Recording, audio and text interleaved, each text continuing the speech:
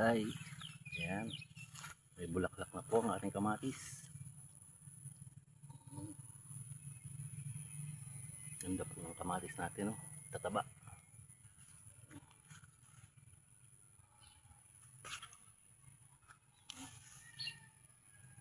Ganda po ng kamatis natin. Ito po yung talong natin, no? Ayan. Sinamahan ko rin po yan, sigarilyas. Ayan. Sigarilyas po yan, no? Mga ilang araw, lalagyan na po natin ng balag yan. At dito po sa tabi niya, ito po yung mga lady's finger. Ayan, no? Ayan. Marami po yan. Ito po yung ating mga okra, lady's finger. Medyo madamo lang, pero dadamahan po natin yan.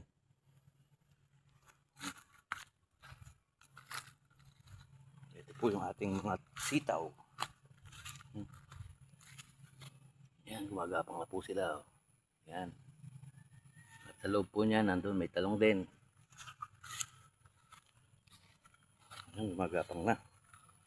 At ayan po yung ating talbusan. Ayan, talbus ng kamote. Yung tapak manok, saka yung kulay puti. Lapit na po tayong umani sa ating mga pananim.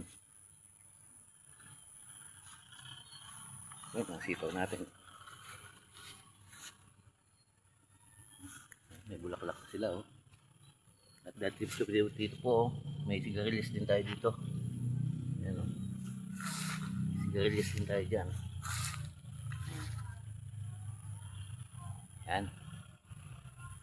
At sa susunod po nating video, pakikita po natin na pagka may bunga na sila.